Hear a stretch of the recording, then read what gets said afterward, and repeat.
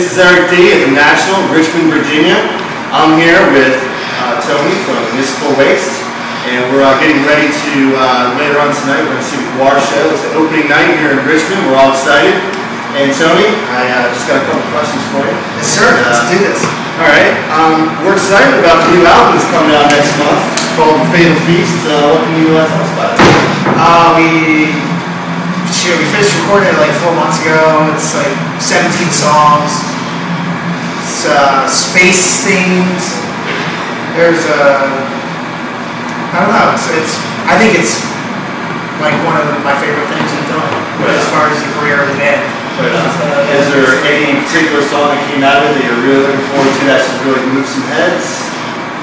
We're playing one tonight. Tonight's the first night of tour, as you just said, and we're gonna play. I guess we're gonna play 2 or 3 songs we've never played before on the album. That's sweet. Yeah. So there's a lot on this record that I've always think about playing live, and we don't really know what we're gonna like. We're gonna be the keepers of the set, you know. So we're gonna try to like rotate some throughout the month-long tour, you know. We have an arsenal of like 20 songs that we've never played that are on the new album. That not only on the new album, but are also on like other things that we recorded. We did a flexi for Decibel magazine, so we might play that song. And we got a lot of shit coming out, so we're gonna like really got a lot of those songs.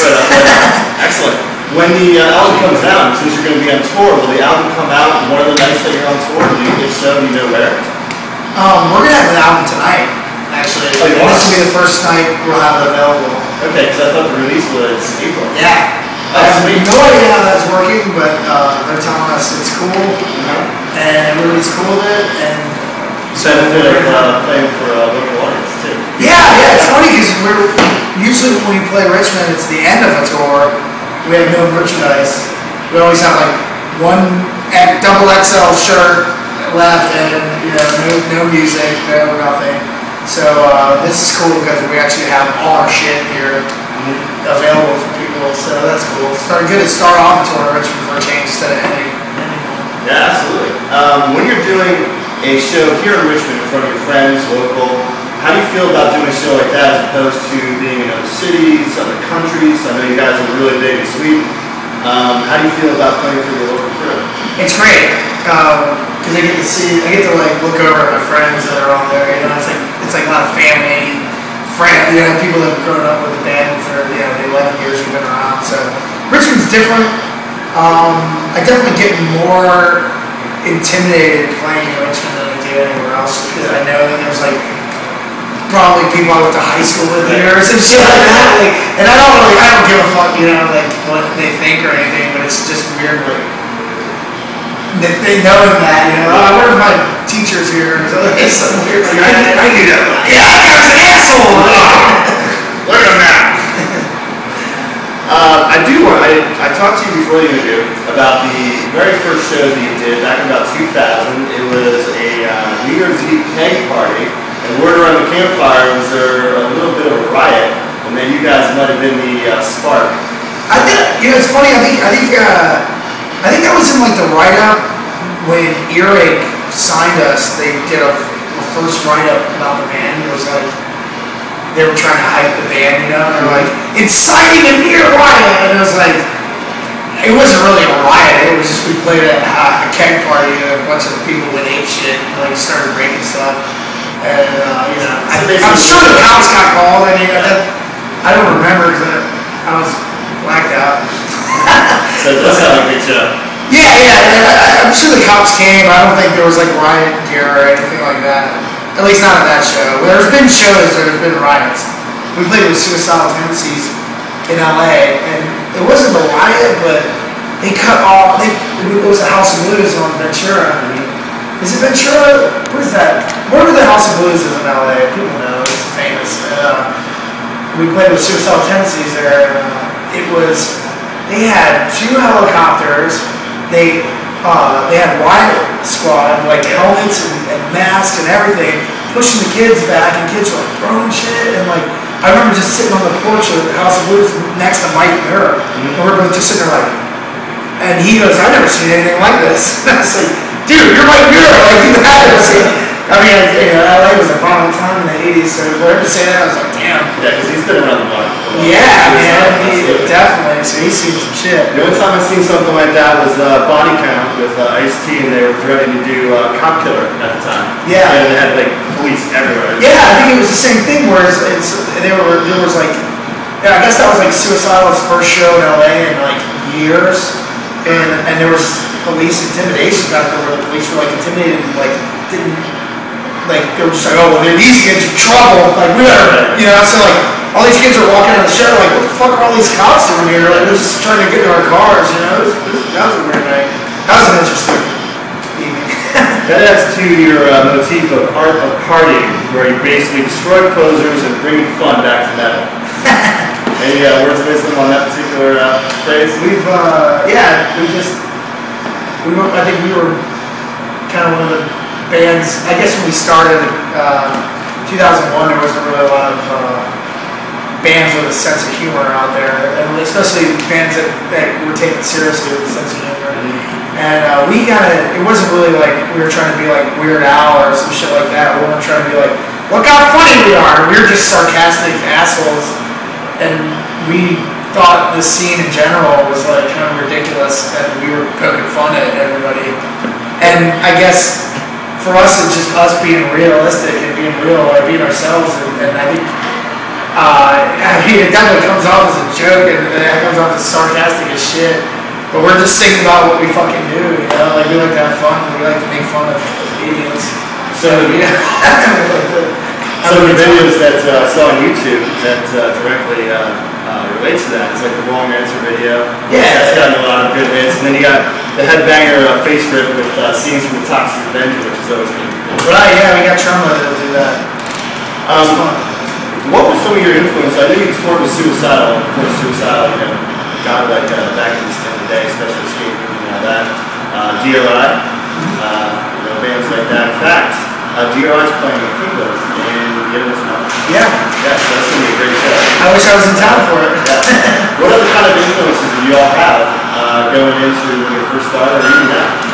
Bands like Ripping Corpse, like that's our drummer's favorite band, like old school death metal, thrash, punk, hardcore, all that shit, man. Like COC, old COC, not the stoner rock shit. The stuff with Mike singing. Yeah. You got it down, man. Your drummer, Dave, played with some other outfits before. He's a professional drummer, now he's playing with y'all. I know you had something before that. Tell us how Dave's working out, if he's helped out as far as his other influences with other bands. Hey, how you working out? How are your influences? What? How you working out? How are your influences? He asked me about it, so I was like, okay. Yeah, he does. That's Dave back there making a racket. Sorry guys, I was trying to be quiet, but it didn't work. Hey Dave, I'm Eric. Nice to meet you. This is Ian.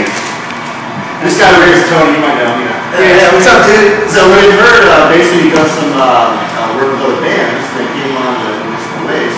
I have a drum problem. What's that? I have a drum problem. With the case will fix from time to time. Right on. I was just wondering basically how it was working out as far as you bring some of this stuff into Municipal Waste, and how that was working out as far as the new lineup, since you come on board. Yeah, I mean, there's always an idea for everything. Good stuff. I try to incorporate everything I can. Where it's needed, where it's, for lack of a better That was a hard line, so. That answer sucked. Yeah. No, but we were talking about influences that people don't really think, and I was telling them how Ripping Corpse was a big influence. Oh yeah, they're my favorite band all the time. Yeah. I learned a lot from them. Rush, ACDC, Buddy Rich. Yeah, those are the guys who make art. Yeah, so. But I think the heart of the band, is definitely old, thrash and 80s thrash and punk, and I think that's the big. Yes, exactly. I think that's a big influence. I think that's a big influence that's the glue that sticks the band together, and all our other, we have a million other influences from all over the place, but, I wanted to ask you about Sadistic Magician. Okay. Where did it come from? What gave you the idea for one of your most popular tunes? Where the fuck did I come up with that? I remember being in bed and it kind of like came to my brain. Like I came up with that. I wanted to write like something about like a satanic wizard, like something really evil and hateful. And the name just popped in my brain. I remember laying in bed and I was like, it must be like a song title.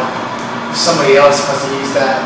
That's why it popped in my head. And I went and looked it up. I was like, somebody had to have done this. Because I already had that idea for the song lyrics and shit. And then like, the name wasn't taken. I was like, wow, I fucking really thought of that? Like, alright, cool. And just like, there goes it. So Tony, I heard about the new Namco Bandai games, the new video game Splatterhouse, and you guys have some background music for that. How do you feel about having a video game with your background music? I mean, how cool is that? You're playing a video game and, oh, that's us in the background. How cool is that? Yeah, it's amazing. And we only played it once. We played the demo of it, and we never got copies of it. And we were always like, what the fuck? I've still yet to actually play the whole game. And I met the guy who created it. He was cool as shit. And I want my damn copy so I can play it. But I tried to buy it too, just the place where my house didn't have it. But the game looks so awesome. The demo I played, it was mind-blowing. It looks like it's right out of door, a lot of combat and gore and all that good stuff. But yeah, if I could have us in a million video games, I would. I love that shit. I love horror movies and comic books and like just crazy, just gory, gross, fun stuff. Excellent. I wanted to ask about the guitar that Ryan uses. It looks like it's a Dimebag guitar, but it has the N and the W for Municipal Waste. Custom design, or was that just a variation on Dimebags? No, it actually has nothing to do with Dimebag. I don't think he realized the similarities as much until he got it, and then he was like, oh, it does look a lot like it. It's a cool looking guitar. Oh yeah, it's really cool. Like he definitely custom made and designed a lot of the stuff. And he actually has a brand new guitar that he's playing for the first time tonight. And he just wanted to have an MW guitar with an M on the back and a W at the top. And then I think he didn't realize that it looked like Dimebag girls. And that's not a bad thing. It's like, oh, cool. It's fucking Dimebags, It's listening to a Dimebag and doing okay. Exactly, yeah. So it has all his specs on it, like the way he likes to play it. Right on. So one last question for the Faygoluvers.net people out there. Juggalos are gathering. Have you been asked? Have you thought about maybe playing? Yeah, we've tried. We've been asked a couple times, maybe 3 times, which is really cool. But I set up a festival here in Richmond called Best Wednesday, and it falls on the same weekend every year. And I work on that festival like 9 months out of the year. And so one year was like the week before, and they asked us, and we were like, "Fuck yeah, we're gonna play the Gathering." And then we were already booked in England, so we had to fly back for West Wednesday the week before. So it was like, yeah, totally. It's just the timing has always been off. But this year we're not doing it, so I don't know, or maybe next year. But yeah, we're gonna be playing our asses off this year. So hopefully the two will come together. Excellent. Yeah, like I said before, if that's where Charlie Sheen gets his drugs, then yeah, someplace I probably want to be. Yeah, exactly. So it's been a pleasure. Thank you so much. Thanks a lot. Pleasure to meet you. Eric D from Faygoluvers.net. We're getting ready for the Guar show, and that's coming up in a little bit. So peace out. We'll talk to you all soon.